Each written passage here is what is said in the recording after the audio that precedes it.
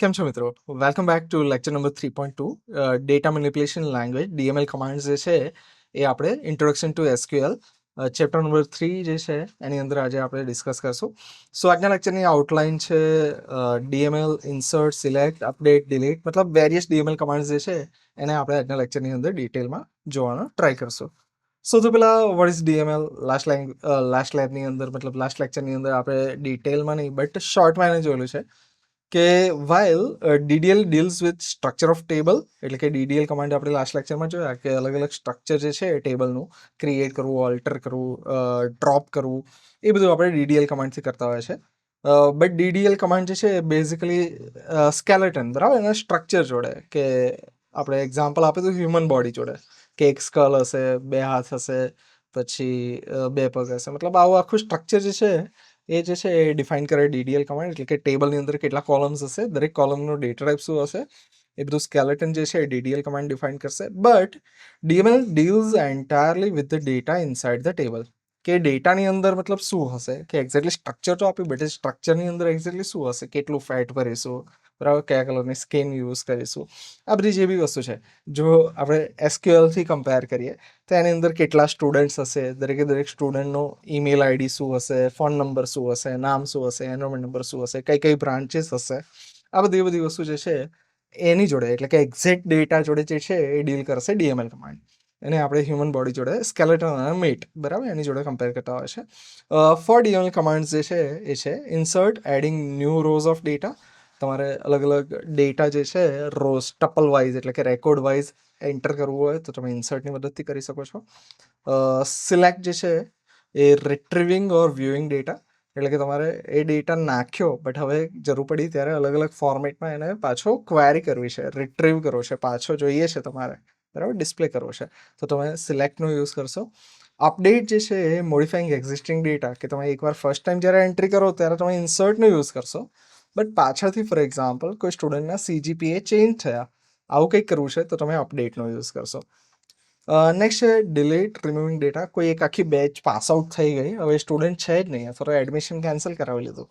In that case if you want two delete a data તો એ તમે કરી શકો છો એના માટે ડિલીટ કરીને કમાન્ડનો યુઝ થાય છે અને લાસ્ટ ટાઈમ આપણે ટ્રંકેટ ડ્રોપ અને ડિલીટ આ ત્રણની સરખામણી કરી હતી જો તમને ક્વિકલી યાદ કરું કે ટ્રંકેટ જે છે એ શું કરતું હતું સૌથી પહેલાં ડ્રોપથી સ્ટાર્ટ કરીએ કે ડ્રોપ જે છે એ આખું સ્ટ્રક્ચર પ્લસ ડેટા બધું એક સામટું જવા દે એને ડ્રોપ કહેતા હોય છે એનાથી એક સ્ટેપ ઓછું એટલે કે સ્ટ્રક્ચર રાખે પણ બધો ડેટા જવા દે બટ અગેન DDL કમાન્ડ એ ટ્રંકેટ આવતું હતું અને એની અંદર તમને રોલ બેક કરવાની ફેસિલિટી ના હોય તમારે કમિટ પણ ન કરવું પડે કારણ કે બધા DDL કમાન્ડની અંદર તમારે અલ્ટિમેટલી ઓટો કમિટ હોય છે રાઈટ તો જ્યાં ઓટો કમિટ છે ત્યાં રોલબેકની ફેસિલિટી એટલે કે અન્ડુ કરવાની ફેસિલિટી નથી હોતી બટ આ DDL કમાન્ડ જે છે એના પછી જે કમાન્ડ આપણે જોઈએ છે DML કમાન્ડ એની અંદર જે ડિલીટ છે once again removing rose of data એમાં તમને સિલેક્ટિવલી અમુક ડેટા જે છે એને ડિલીટ કરી શકો કે પર્ટિક્યુલર આ બ્રાન્ચના સ્ટુડન્ટને જ મારે ડિલીટ મારવા છે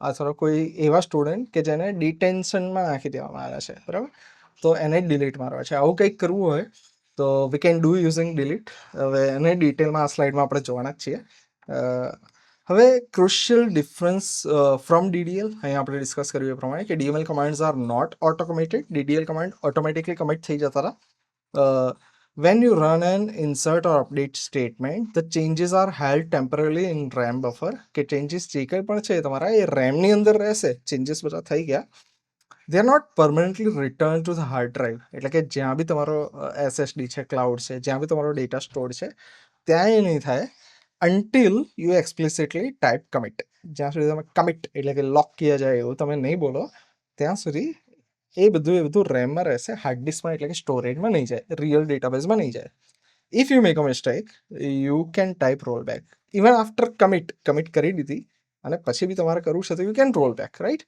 કે ચેક પોઈન્ટ બનાવી દીધું આ સ્ટેટ કરી દીધી એક સ્ટેપ પાછળ જવું છે એનાથી પ્રીવિયસ સ્ટેટ ઉપર જવું છે યુ કેન રોલ બેક હવે વિઝ્યુલાઇઝ જો આપણે કહીએ કે ફોર એક્ઝામ્પલ આ એક ફોલ્ડર છે હવે આ ફોલ્ડરની અંદર ફોર એક્ઝામ્પલ આ મલ્ટિપલ રોઝ છે રાઈટ કે ફોલ્ડરની અંદર મલ્ટિપલ શીટ્સ આપણે એડ કરીએ એવી રીતે એક ફોલ્ડર જે છે એ ટેબલનું સ્ટ્રક્ચર ડિફાઇન કરશે અને એની અંદર એક જે આપણે રો નાખીએ એ એક શીટ નાખવા જેવું કામ છે તો ઇન્સર્ટ કમાન્ડ જે છે, insert into student name comma branch values Milo comma SCT, આવા કંઈક કમાન્ડ હોય છે ડેટાને ઇન્સર્ટ કરવા માટે.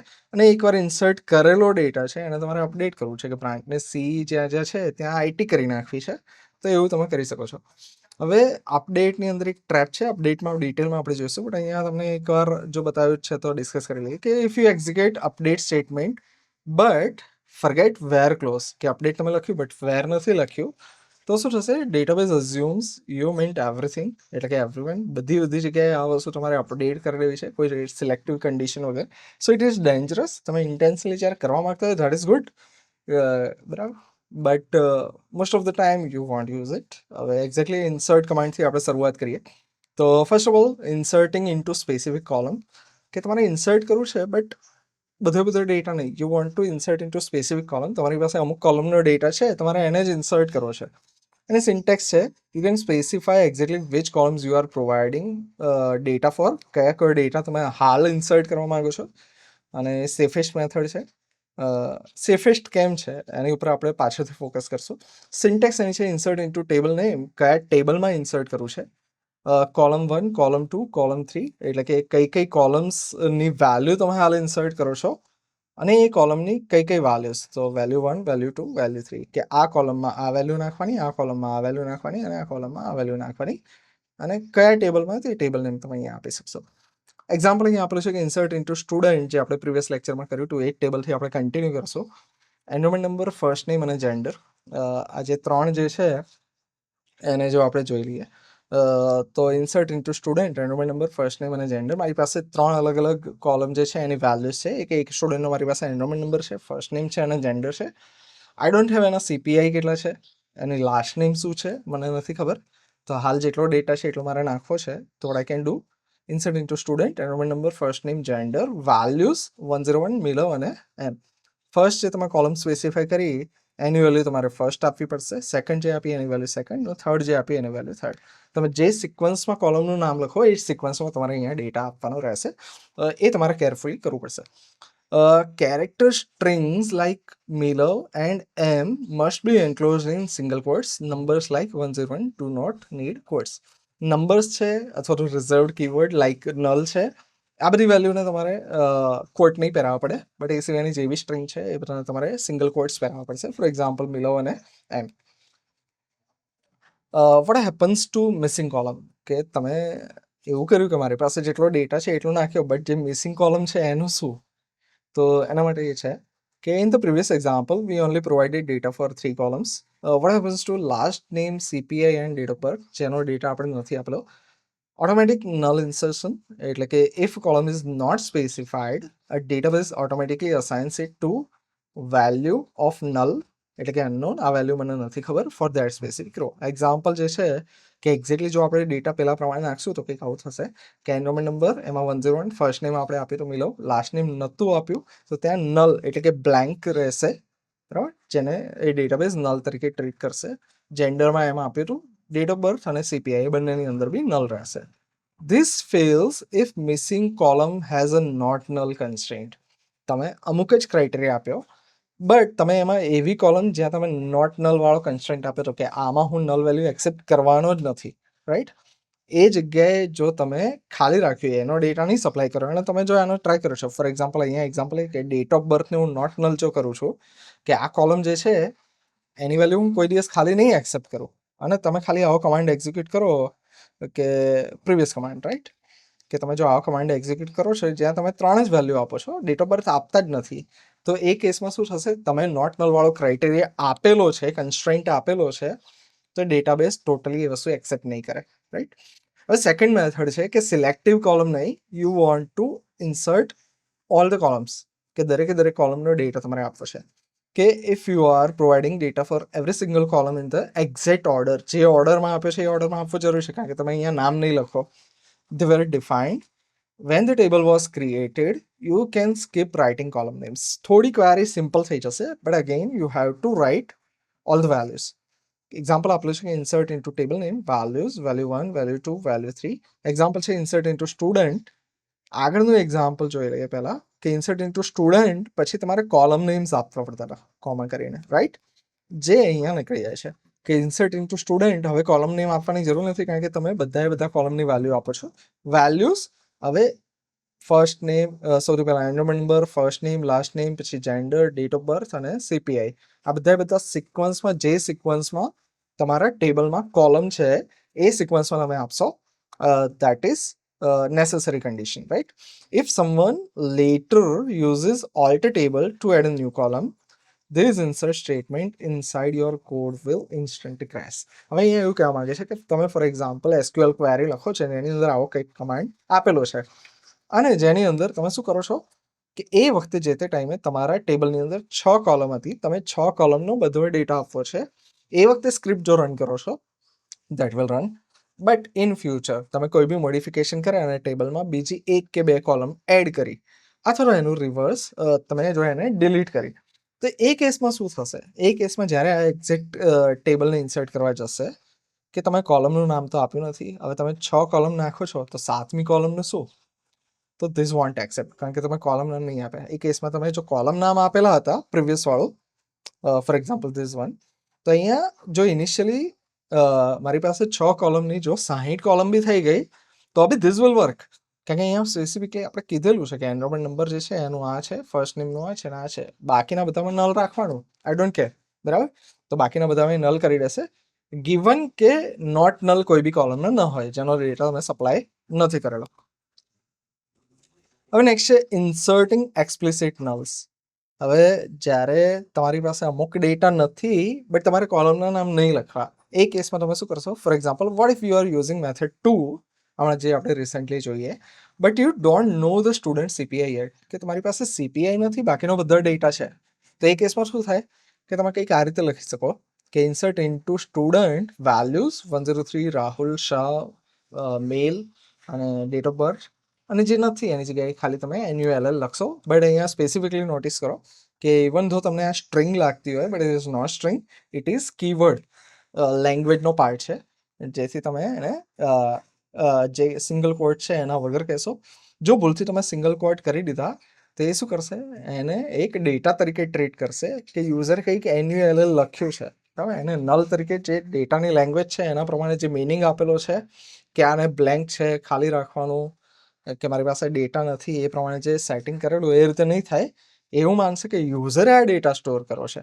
તો નલ જે છે એના કેસમાં તમારે કીવર્ડના કેસમાં તમારે અહીંયા સિંગલ કોટ નહીં આપેલા. એ તમને અહીંયા કીધું છે કે null is reserved keyword, do not put it inside single quotes like null, or the database will literally store the four letter word null instead of actual emptiness, કે ખાલી છે એની જગ્યાએ તમને રિયલ જે છે એ સ્ટ્રિંગ તરીકે સ્ટોર કરી લેશે.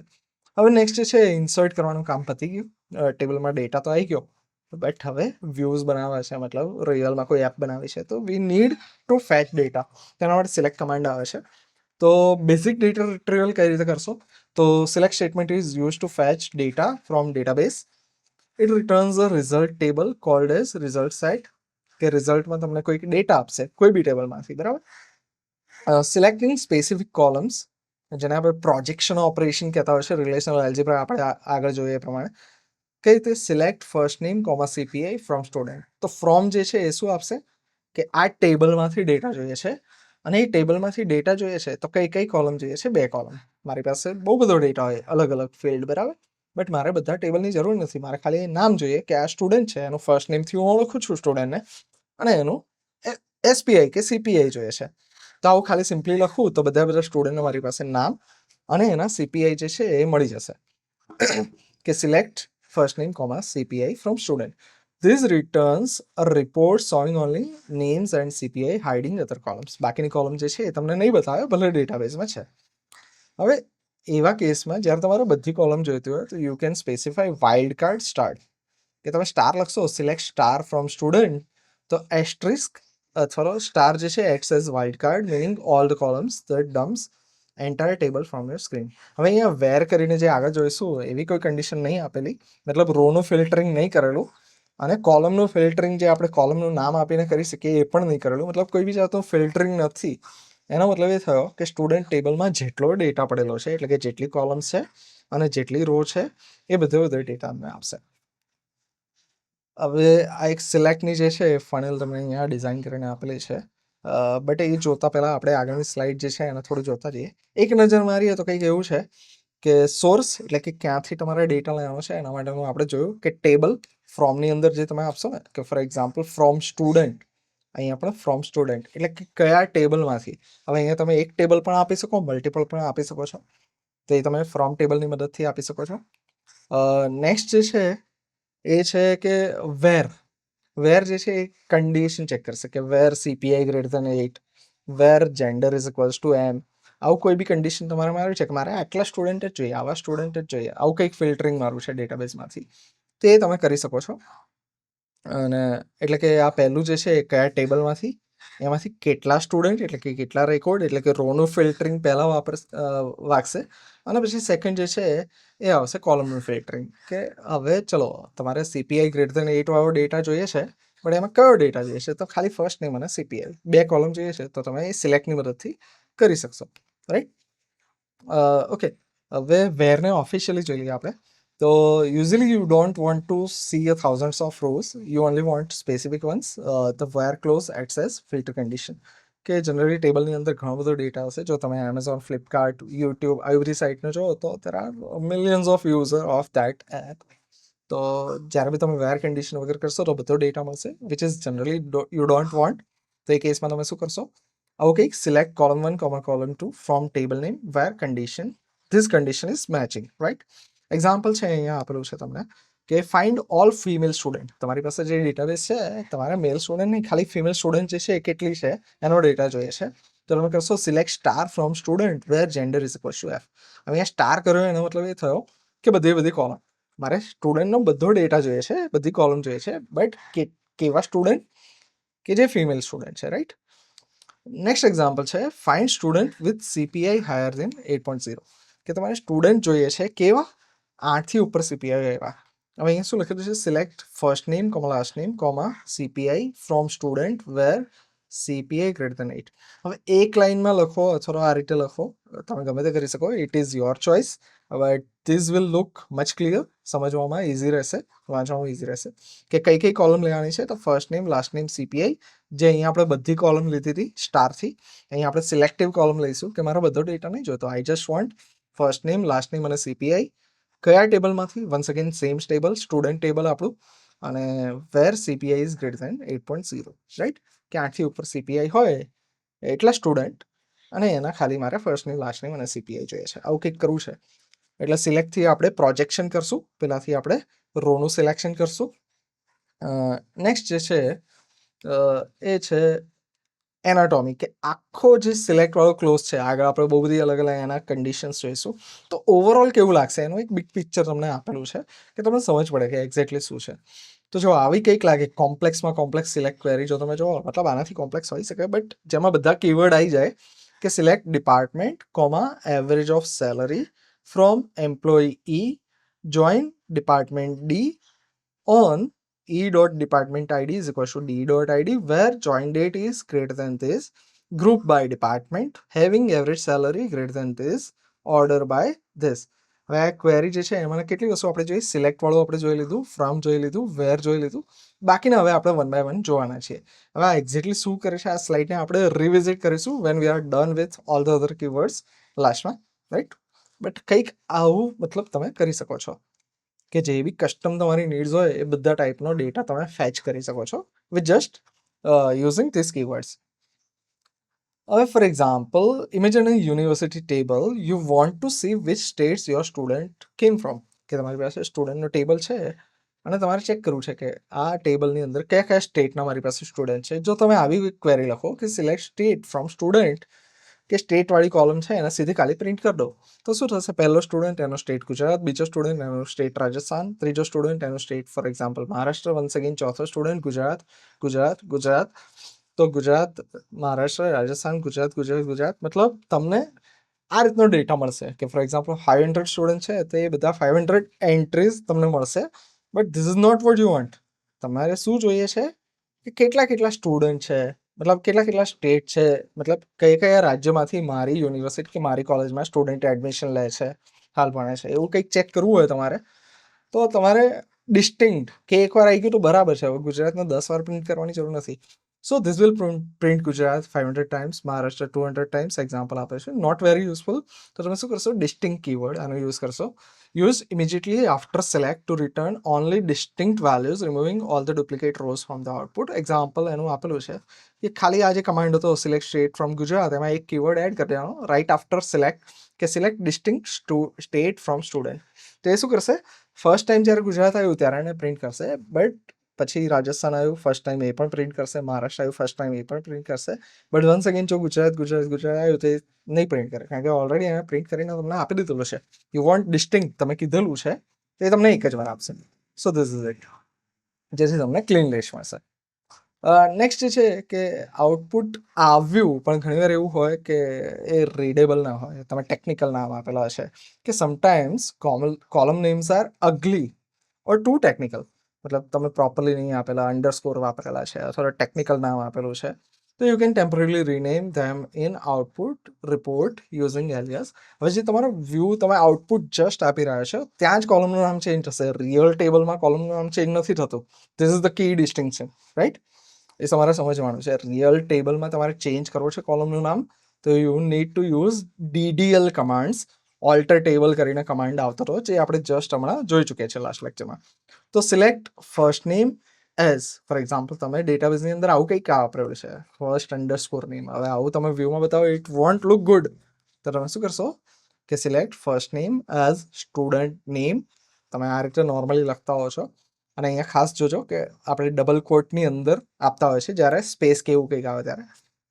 અને CPI જે છે એઝ કરંટ CGPA, આવું કંઈક તમે આપી શકો છો. તો જ્યારે બી આઉટપુટ આવશે ત્યારે સ્ટુડન્ટ નેમ અને કરંટ CGPA આવું ટેબલનું હેડિંગ આવશે, અને એ અલ્ટિમેટલી આવશે આ બધી કોલમ્સમાંથી જ, રાઈટ? બટ એનું હેડિંગ જે છે એ પ્રોપર સારું લાગે એવું તમે કરી શકો છો. અને અહીંયા આપેલું છે કે ઇફ ધ એલિયાસ કન્ટેન, આને એલિયાસ કહેવાય, બરાબર? તમારું ઉપનામ, કે ઘરમાં મિલવ કરીને બોલાવતા, મિલવ નામને બીજી કંઈક રીતે બોલાવતા હોય તો એ તમારું ઉપનામ થઈ ગયું, કે બિટ્ટુ, ચીકુ, પિંકી આ બધા નામ હોય છે ને, રાઈટ? તો એવું કંઈક જે છે એ તમે એલિયાસ તરીકે અહીંયા વાપરતા હોય છે. If the alias contain spaces you must wrap it in double quotes. મેં તમને હમણાં કીધું એ પ્રમાણે કે ડબલ કોટ્સની અંદર લખવાનું છે તમારે નામની અંદર, એલિયાસવાળા નામની અંદર સ્પેસ આપતું હોય તો. હવે નેક્સ્ટ જે છે એ અપડેટ કમાન્ડ છે, કે તમારે ડેટા અંદર ઇન્સર્ટ કરી દીધો બટ હવે અંદર અપડેટ કરો છો. Once again a DML command. તો use to modify existing data inside a table. Syntax આવશે update table name, set column 1 is equal to value 2, comma column 2 is equal to value 2 where this condition is matches. કે જ્યાં આ condition match થતી હોય એવી રોની અંદર આ કોલમની વેલ્યુ આ સેટ કરવાની, આ કોલમની વેલ્યુ આ સેટ કરવાની. મલ્ટિપલ વેલ્યુઝ પણ તમે સેટ કરી શકો છો, એક વેલ્યુ સેટ કરવી હોય તો એ પણ સેટ કરી શકો છો. એક્ઝામ્પલ આપેલું છે કે રાહુલ CPI ઇન્ક્રીઝડ, કે રાહુલના CPI પહેલાં કંઈક અલગ હતા, હવે કંઈક ઇન્ક્રીઝ થયા છે. તમે શું કરશો? Update student set CPI is equal to 8.2 where રાહુલના enrolment number is equal to 103, કે 103 એનરોલમેન્ટ નંબર વાળો સ્ટુડન્ટ જે છે એના CPI કોલમમાં નવી વેલ્યુ નાખવાની 8.2. ફોર એક્ઝામ્પલ જો એના જોડે જોડે મોબાઈલ નંબર બી ચેન્જ થયો હોય તો આપણે શું કરતા, બાકીની આખી query same, CPI is equal to 8.2 comma mobile number is equal to this, right? આવું કંઈક આપણે કરી શકો છો. So this finds exact row where enrollment number is 103 and overrides the old CPI with 8.2. આગળ જે કંઈ પણ હોય ડઝન્ટ મેટર, હવે નવી વેલ્યુ 8.2 થઈ જશે.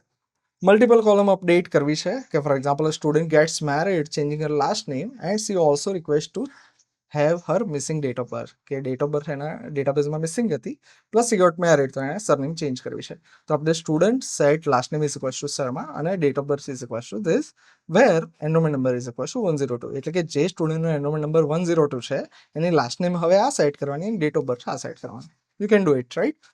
કોમા કરીને તમે જેટલી વેલ્યુઝ છે બધી કોલમની જો ચેન્જ કરવી, you can also do it, but normally આપણે 1, 2 કે 4 એક વેલ્યુ નોર્મલી જનરલી ચેન્જ થતી હોય છે. હવે અલ્ટિમેટ ડેન્જર આનો એ છે, SQLમાં અમુક વસ્તુ તમારે ખાસ ધ્યાન રાખવું પડે, કે forgetting the where clause. What happens if you update the command but forget to include the where condition. કે ફોર એક્ઝામ્પલ આ જે કમાન્ડ હતો અથવા એની પહેલાંનો command, for example this command, કે આપણે student set CPI is equal to 8.2 where enrolment number is equal to 103. જો આ છેલ્લી કન્ડિશન ન લખીએ તો શું થાય, બધા સ્ટુડન્ટનો CPI 8.2 થઈ જશે. અહીંયા તમને એક્ઝામ્પલ થ્રુ સમજાવ્યું છે કે તમે આવું કંઈક લખો છો કે for example update student set CPI is equal to this, but કયા સ્ટુડન્ટના એ તમે નહીં આપ્યું, વેરથી કોઈ ફિલ્ટરિંગ નહીં માર્યું. તેનો મતલબ એ છે કે SQL તમને એક ફેસિલિટી આપે છે કે જ્યારે તમે વેર કન્ડિશન નહીં માનો એનો મતલબ એ કે તમે બધી રોને સિલેક્ટ કરો છો. જ્યારે તમે સિલેક્ટથી કોઈ કોલમને નહીં સિલેક્ટ કરો, સ્ટાર લખો છો, એનો મતલબ એ કે બધી કોલમને સિલેક્ટ કરો છો. તો એ એવું છે કે because there is no filter, the database applies the changes to every single row. બધી 5000 સ્ટુડન્ટ જે છે એ બધાના ઇન્સ્ટન્ટલી 10 CPI થઈ જશે, એક લાણી મળી ગઈ એવું થઈ જશે. તો જે જનરલી આપણે નહીં કરવાનું, કારણ કે આપણે યુનિવર્સિટીનો ડેટાબેઝ મેનેજ કરવાનો હોય છે, તો પ્રોપર CPI હોવા જોઈએ, because it would cause injustice કે જેના રિયલમાં 10 આવે. So if you do this in real job, immediately type rollback before anyone notices. So તમારે rollback નો ઓપ્શન છે, કારણ કે this is DML command, તો એ તમે કરી શકો છો. નેક્સ્ટ છે delete command. So used to permanently remove entire rows from a table. હવે ટ્રંક અને ડ્રોપથી થોડો અલગ છે, બટ અહીંયા કન્ડિશનલ તમારે ડિલીટ કરવું હોય ડેટાને તો એ તમે કરી શકો છો. Delete from table name where condition delete from student where endowment number is equals to 101. Student graduates or dropouts કે સ્ટુડન્ટનો ડેટા હવે મારે ટ્રેક કરવાની જરૂર નથી. You will only do this જ્યારે તમારે રિયલમાં એ ડેટાની જરૂર જ નથી ત્યારે, રાઈટ? તો એ કેસમાં તમે આવું કરશો કે આ સ્ટુડન્ટનો બધો ડેટા મારે નથી જોઈતો, તે સ્ટુડન્ટની રોને delete. So this locates the specific row for student 101 and deletes it. All the columns or that row are gone, right? Multiple rows કરવી છે તો you can do it. Delete from student where CPI less than 3.